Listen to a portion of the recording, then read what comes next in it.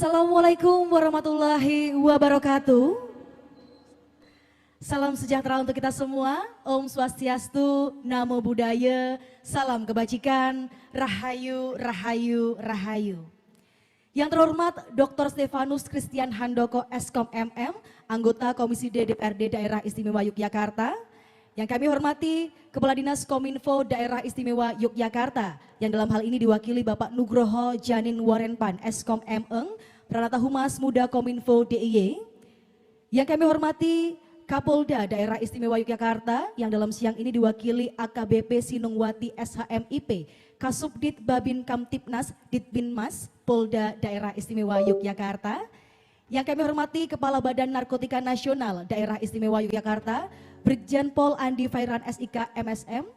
Yang kami hormati Panewu Kapanewon Berbah, Bapak Tri Ahmeryadi SPMSI beserta jajarannya, dan tentunya seluruh tamu undangan dan juga peserta yang hadir secara luring maupun daring di kanal YouTube Harian Jogja dan Kominfo Daerah Istimewa Yogyakarta.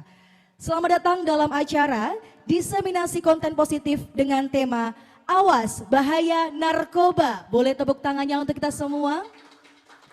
Luar biasa sekali, karena tentunya tema ini adalah tema yang sangat penting, terutama untuk kawula muda ataupun remaja yang ada di daerah istimewa Yogyakarta. Sebagai usaha preventif kita yang dilakukan oleh Kominfo DIY tentunya beserta OPD-OPD terkait dan juga dewan yang ada untuk menyelamatkan generasi bangsa di daerah istimewa Yogyakarta. Kita akan dengarkan paparan dari anggota DPRD DIY. Silahkan, ini milenial sudah menunggu nampaknya, monggo.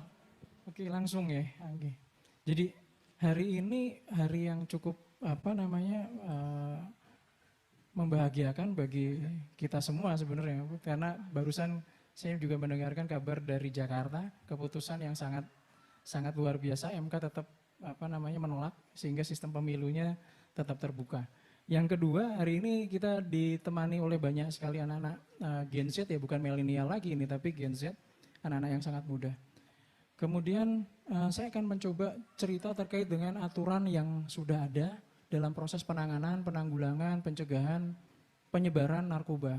Jadi beberapa tahun yang lalu kita mendapatkan informasi Yogyakarta bukan lagi sebagai kota transitnya penyebaran narkoba, tapi sudah menjadi tujuan, bahkan juga ada produksi yang cukup besar di sini.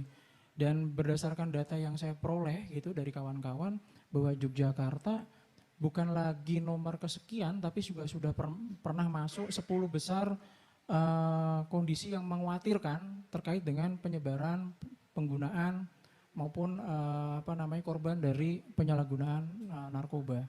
Kemudian kalau kita lihat apa sih peran anggota dewan, peran pemerintah daerah, peran DPRD dalam usaha untuk menanggulangi penyebaran ini gitu kan. Secara regulasi 2010 kami di DPRD maupun teman-teman di Pemda mencoba untuk merumuskan bagaimana caranya bagi kami semua Pemda, pemerintahan daerah bisa berperan secara aktif untuk mencoba mencegah, kemudian melakukan penanganan, kemudian juga memberikan bantuan supporting untuk proses rehabilitasi terhadap korban. Secara data prevalensi yang sangat mengkhawatirkan menurut saya ketika saya mendengar bahwa data secara nasional ada angka 4,8 juta orang yang terpapar, artinya pernah menggunakan atau aktif menggunakan. Dan ketika kita menggunakan data yang sama dengan prevalensi yang sama, ketika kita tarik ke Yogyakarta sebagai kota pendidikan, kota kebudayaan, kota pariwisata, itu sangat mengkhawatirkan kami semua. Kalau kita melihat mobilisasi pelajar, mobilisasi mahasiswa yang cukup sangat banyak, angkanya hampir sampai 375.000 jiwa anak SMA, kemudian anak mahasiswa.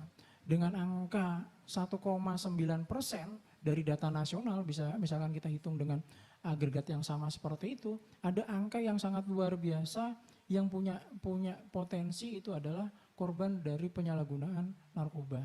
Dan ketika kita melihat data-data yang lainnya dari data BNN, data BPS, data pemerintah DIY, angka-angka tersebut ternyata juga menjadikan potensi bagi pemerintah kita mewujudkan Indonesia Emas itu akan kesulitan. Bahkan kita nggak perlu sampai bicara mengenai Indonesia 2045, tapi ya, kita bicara yang lebih dekat juga mengkhawatirkan ketika data-datanya mencapai angka seperti itu. 1,9% untuk hanya usia produktif, yang usianya produktif dalam rentang 20 sampai 24 tahun. Jadi artinya anak-anak yang menjadi ujung tombak suatu saat menjadi pemimpin-pemimpin Indonesia, pemimpin-pemimpin di DIY, ternyata punya potensi juga terpapar penyalahgunaan narkotika. Dan kalau kita ngelihat kemarin, saya juga sangat kaget juga ketika ditemukan ratusan ribu narkotika di Yogyakarta.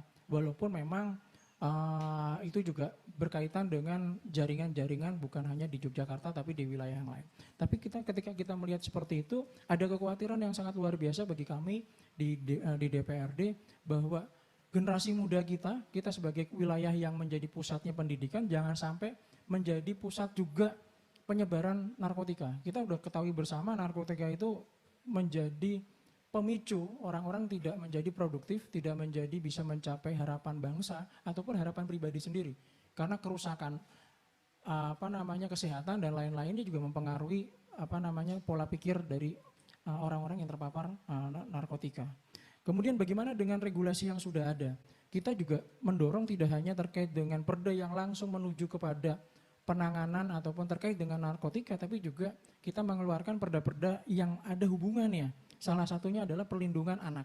Kita punya perda 2018 terkait dengan perlindungan anak, kemudian 2017 kita punya perda terkait dengan ketertiban dan keamanan umum gitu. Jadi bagaimana kita mengkolaborasikan perda yang ada dalam rangka untuk menjaga wilayah kita itu tetap aman, adem ayem gitu. Walaupun itu sulit, tapi kita mencoba merangkai peraturan-peraturan yang kita miliki menjadi gerakan bersama. Sebagai contoh adalah kegiatan yang kita lakukan sekarang, diseminasi konten positif. Jadi ini leading sektornya adalah Dinas Kominfo, tidak ada hubungan secara langsung terkait dengan kesehatan sebenarnya. Tapi kita mencoba bagaimana dinas-dinas terkait juga bergerak ke arah yang sama dengan topik yang menjadi concern kita semua. Dalam hal ini saat ini kontekstualnya adalah terkait dengan narkotika, kita juga berharap Dinas Kominfo sebagai dinas yang juga pun memiliki kemampuan untuk menyebarkan informasi secara masif kepada khalayak luas, juga ikut serta menyampaikan informasi yang tepat, informasi yang benar terkait dengan apa yang dilakukan, apa yang sedang dilakukan, apa yang sudah dilakukan, kemudian data informasi terkait dengan narkotika itu sendiri. Jadi tidak hanya informasi mengenai narkotikanya, tapi juga kehadiran pemerintah ada nggak sih di sini? Kehadiran pemerintahan daerah istimewa Yogyakarta ada nggak di sini gitu? Jangan sampai muncul stigma bahwa pemerintahan kita itu autopilot. Terkait dengan penanganan narkotika juga autopilot. Itu jalan sendiri-sendiri, tidak ada yang mengkoordinir, kemudian kita hanya berharap suatu saat ada yang melakukan. Tidak seperti itu. Karena kita secara regulasi kita memiliki. 2010 kita punya perdanya terkait dengan narkotika, kemudian kita juga menyambung untuk adanya supporting terkait dengan perda itu, karena peran serta masyarakat juga penting, peran serta keluarga juga penting dalam proses penanganan, penanggulangan, penyebaran narkotika. Makanya ada perda terkait dengan perlindungan anak, di mana di dalamnya juga ada concern keluarga juga menjadi bagian yang penting untuk menjaga agar anak-anak tidak terpapar. Tadi disampaikan, disinggung dari teman-teman di Dinas Kominfo, ada anak bayi terpapar juga karena pola asuh yang tidak tepat dan lingkungan yang tidak sesuai. Juga mudah-mudahan di Yogyakarta tidak terjadi seperti itu. Dengan kondisi kita masuk dalam wilayah 10 besar yang menjadi tidak hanya sebagai transit narkoba tapi juga penyalahgunaan narkoba, kita berharap lingkungan kita benar-benar concern. Nah, makanya ada perda yang lain, yaitu perda terkait dengan ketertiban dan keamanan, di mana di situ juga ada melibatkan peran serta masyarakat secara umum. Tidak hanya Pemda, ini urusan Pemda, ini urusannya adalah DPRD. Kemudian masyarakat kita hanya terima diam saja, kemudian ini terkait dengan narkoba, ini harusnya peran dari teman-teman kepolisian, teman-teman BNN, kita hanya menonton saja. Enggak, sekarang eranya sudah berubah, eranya adalah bagaimana kita bergandengan tangan, berkolaborasi, berkolaborasi untuk sama-sama menghimpun kemampuan resources yang kita punya untuk menangani permasalahan yang ada di depan mata kita. Jadi dari DPR, Pemda, kepolisian, tokoh masyarakat, BNN, kemudian teman-teman milenial, kemudian ada sekarang udah eranya karena digital, ada teman-teman influencer juga untuk menyuarakan hal yang sama, hal-hal yang positif yang bisa mencegah terjadinya penyalahgunaan narkotika. Dari saya itu dulu Mbak untuk pemantik diskusi selanjutnya. Terima kasih, saya kembalikan.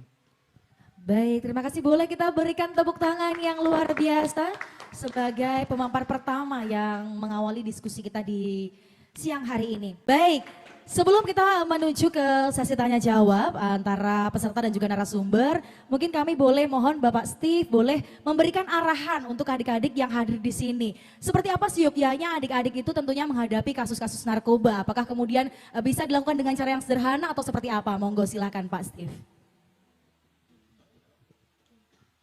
Jadi sekarang kan pergaulan tuh sangat bebas ya. Jadi mahasiswa dari luar kota, dari luar daerah datang ke sini angkanya aja sampai 350 ribuan. Itu mempengaruhi pergaulan anak-anak kita lokal yang ada di DIY untuk bergaul dengan pola yang berbeda juga. Teknologi juga sudah mempengaruhi pergeseran paradigma pergaulan. Dua hal tadi, semakin majemuknya orang, sikap permisifnya semakin tinggi, kemudian teknologi juga semakin tinggi, dan kita menjadi orang yang sedikit berbeda dengan kota-kota yang lain yang memegang etika yang kuat gitu. Karena pergeseran-pergeseran itu banyak sekali generasi muda kita bergeser. Kemudian dipengaruhi lagi dengan informasi yang bertebaran macam-macam. Kemudian menjadikan anak muda kita itu lebih pengen tahu, mencoba dan seterusnya terkait dengan hal-hal yang kelihatannya nyentrik, kelihatannya menarik, kelihatannya keren kalau saya make. Kalau cowok nggak make kayaknya nggak keren. Nah, pengaruh-pengaruh informasi-informasi yang seperti itu yang sebenarnya salah. Nah, seharusnya generasi muda kita lebih pintar lagi memilah, kemudian mensaring informasi yang masuk ke kita. Karena sekarang hampir semua teman-teman yang ada di sini megang HP. HP-nya smart. Nah sekarang kembali lagi, apakah penggunanya juga termasuk smart? Tadi informasi-informasi yang masuk, pergaulan yang masuk bahwa, oh kalau pakai narkoba lu keren, kamu keren. Kalau kita pakai barang-barang yang terlarang, kita dianggap keren. Bahkan ada juga zaman saya ya, dan sampai sekarang juga masih juga beredar informasi yang salah. Biasanya kalau mahasiswa pelajar itu sistemnya adalah SKS, sistem kebut semalam. Nah supaya matanya melek, mereka punya pandangan bahwa narkoba salah satu caranya, bukan kopi. Tapi adalah, kopi mah itu anak cemen. Tapi kita pengen yang lebih tinggi lagi, pakainya narkoba. Untuk bisa begadang sampai durasi yang lama lagi. Itu informasi yang salah juga. Mereka tidak tahu efek samping dari penggunaan itu. Yang lebih parah, yang tadi disebutkan ada sifat untuk kecanduannya. Kalau kita nggak pakai, kita malah lebih parah lagi. Nah informasi-informasi itulah yang sebenarnya harus didekatkan kepada generasi muda kita. Tadi saya senang sekali begitu Pak Brigjen cerita, tolong follow. Artinya apa? Lembaga negara kita juga sudah mengikuti paradigma yang ada. Pemerintah Pemda kita juga sama, sudah menggunakan channel-channel seperti ini, YouTube, kemudian channel-channel sosial media untuk sebagai mendekatkan diri kepada generasi muda. Di BNN juga sama, follow Instagram. Artinya apa? Artinya bahwa lembaga kita, pemerintah kita juga pengen mendekatkan cara pola pikirnya anak muda kita. Anak muda kita kan cari informasi lewat mana? Handphone. Bukan nanya kepada bapaknya, bukan nanya kepada orang tua, bukan nanya kepada dinas, tapi nanyanya adalah ke handphone. Kadang di handphone itu berbagai macam informasi beredar, banjir. Yang benar ada, yang hoax ada, yang aneh-aneh juga ada. Jadi pesan saya buat teman-teman terkait dengan kondisi sekarang, yang pertama adalah harus pintar-pintar memanfaatkan teknologi. Jadi kalau ada informasi ini benar nggak sih efeknya seperti ini, benar nggak sih bahwa saya akan bisa begadang 2 hari 2 malam karena besok mau ujian, pakai mengkonsumsi obat-obatan seperti ini. Nah itu manfaatkan handphone, manfaatkan smartphone kita untuk kita men-challenge kita untuk mencari informasi yang benar. Dan sekarang ini lembaga-lembaga negara juga, badan-badan negara juga giat memproduksi konten-konten positif. Makanya di sini judulnya adalah diseminasi konten positif. Supaya apa? Dari sekian yang banyak hadir di sini, tadi ada yang foto, ada yang video, itu juga ikutan men-share konten. Nah, konten yang disebarkan oleh kita itu bisa memperbanyak informasi yang beredar di sosial media. Jadi dari kita dan untuk kita. Dan saya selalu mendorong ke dinas, apapun dinasnya, juga memanfaatkan media yang semacam ini. Karena segmen kita saat ini adalah segmen generasi milenial, generasi Gen Z yang jumlahnya adalah hampir 60% dari populasi kita. Kalau kita pakai masih media cara yang konvensional, kita pengen menyebarkan informasi, target kita nggak nyampe. Kalau kita bicara mengenai anak muda, tapi model cara kita berkomunikasinya dengan cara kolonial, nggak masuk juga. Jadi harus bagaimana kita membuat metode yang juga mendekatkan diri kepada kelompok-kelompok milenial. Salah satunya ya pemanfaatan sosial media, konten-konten semacam ini, kemudian diangkat di sosial media, sehingga banyak sekali yang tahu. Kalau cuma sekedar konsep program yang modelnya sosialisasi, yang mendengar hanya seperti ini, mubazir biaya yang kita anggarkan dari Pemda. Tapi kalau kita mencoba menghybridkan program, dari yang hadir di sini juga ikut terlibat, kemudian kontennya itu bisa naik ke media, ke digital, daya sebarnya akan lebih meningkat. Jadi untuk anak muda, tolong bantu kami untuk bisa berkolaborasi dengan apa? Dengan ikutan menyebarkan konten-konten positif terkait dengan pencegahan penanggulangan narkotika. Dari saya itu Mbak, saya kembalikan. Oke, berikutnya saya boleh ke Pak Steve. Pertanyaannya terkait bagaimana, sejauh mana dukungan dari Pemda dan juga DPR Pak, apakah ada perda yang kemudian membantu untuk rekan-rekan pecandu, dan juga terkait pelegalan ganja Pak, bagaimana pandangan Bapak terkait itu, monggo silahkan. Oke, terima kasih. Saya akan masuk dari yang tadi regulasi di level perda. Kalau dari perda tadi juga disampaikan oleh rekan saya bahwa ada perda ketahanan keluarga, itu memang tidak langsung terhadap proses rehabilitasi korban penyalahgunaan narkoba. Tapi di dalam perda sebelumnya, perda 13 2010, di situ ada 2 langkah strategi yang dilakukan oleh pemerintah daerah dalam rangka untuk menanggulangi isu narkoba. Yang pertama adalah terkait dengan penanganan, yang kemudian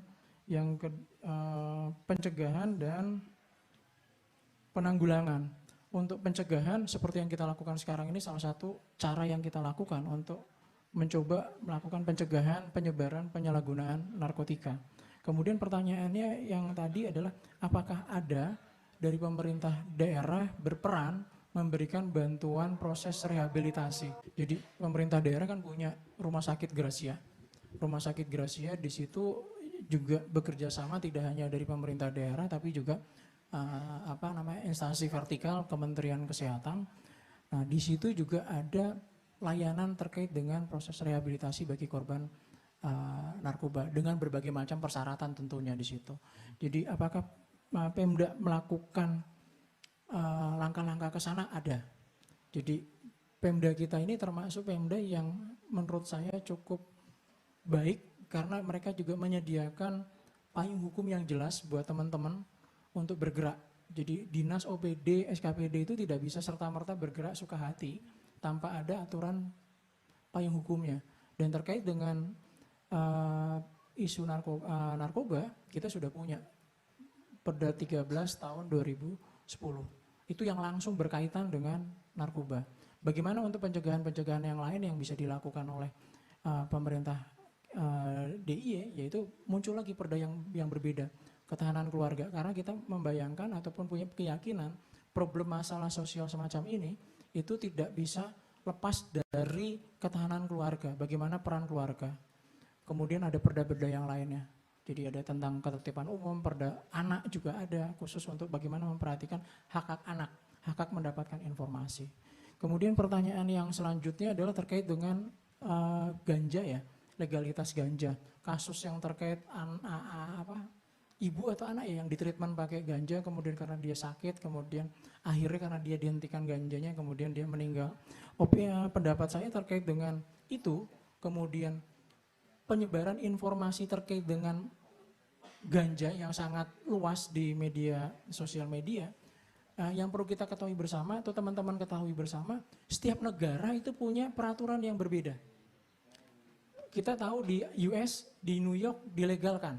Banyak sekali makanan olahan ataupun produk asli dari ganja itu diperjualbelikan.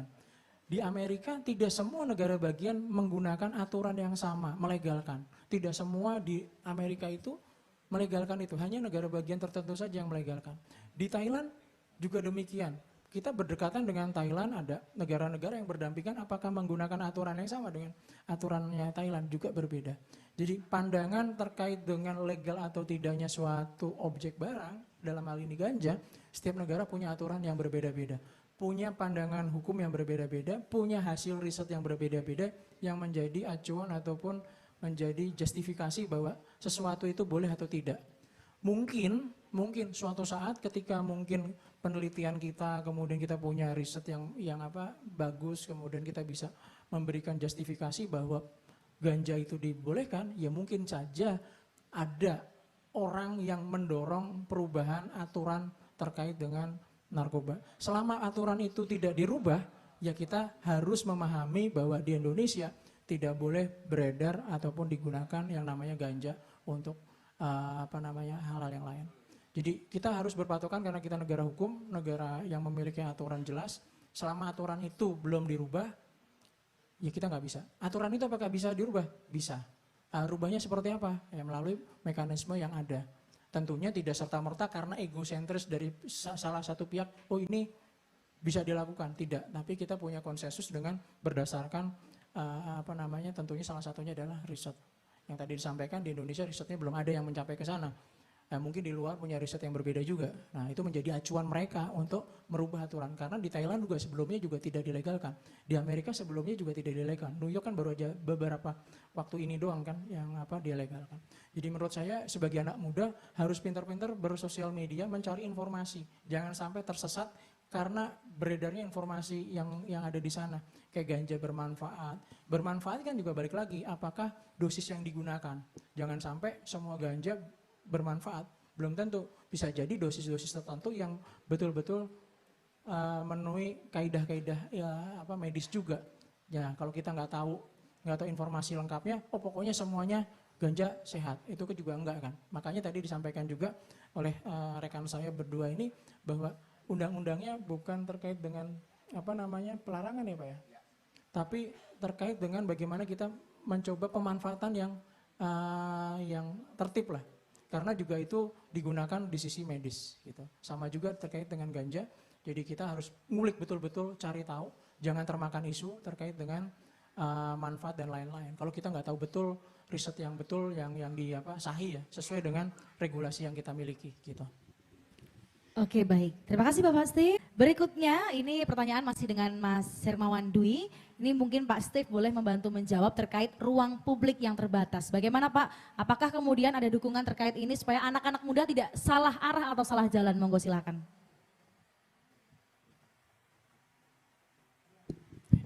Terkait ruang terbuka untuk ekspresi anak muda memang di daerah istimewa Yogyakarta kita perlakui bersama kurang. Di kota, kabupaten juga kurang. Jadi memang nanti kita perlu gerakan bersama mendorong agar pemerintah kita di kabupaten, di kota, provinsi juga bersedia mengalokasikan pembangunan untuk ruang terbuka bagi ekspresi anak muda.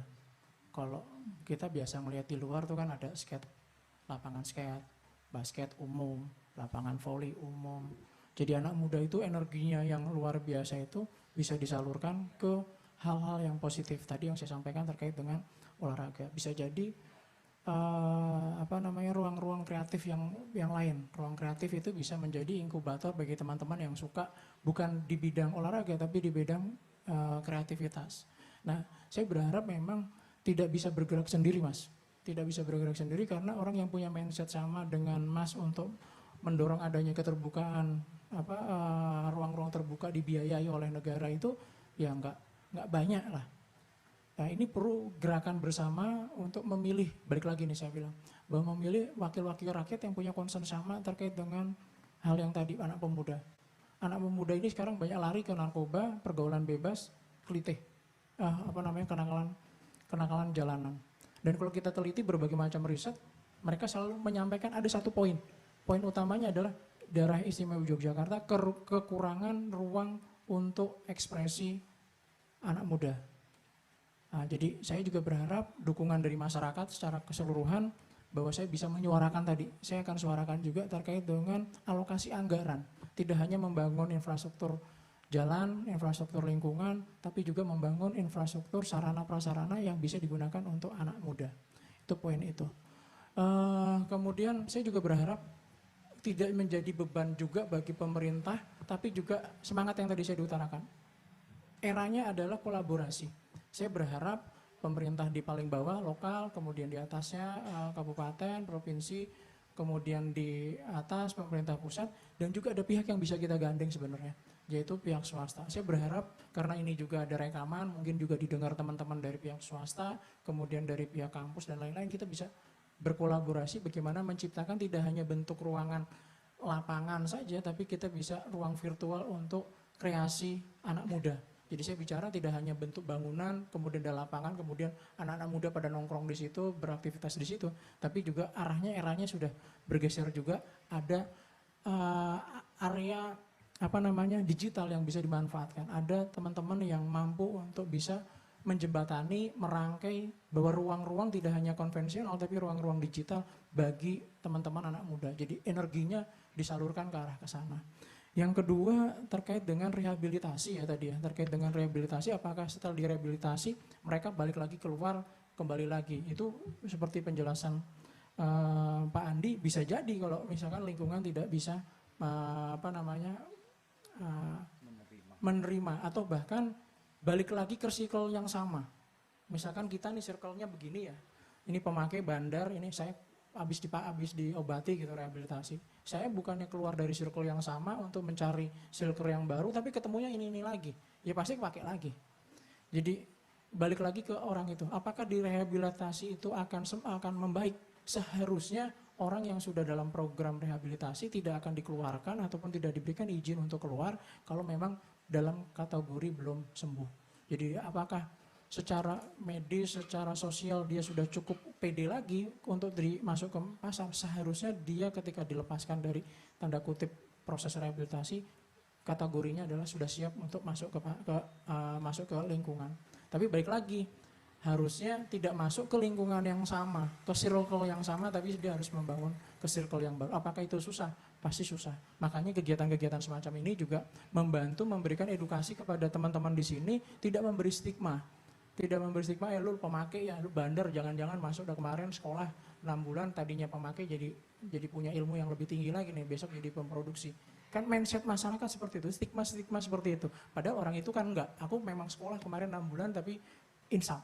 Kemudian direhabilitasi, kemudian aku seharusnya bisa diterima. Nah stigma-stigma itu seharusnya karena kita sudah belajar semacam ini tidak muncul di masyarakat kita. Itu ya Mas ya. Mungkin berkenan para narasumber dan juga tentunya dalam hal ini juga ada Pak Tri dan juga Bapak Nugroho untuk nanti memberikan closing statement. Dimulai dari Pak Stefanus dulu Pak, silahkan arahannya seperti apa Pak, terakhir singkat saja, monggo.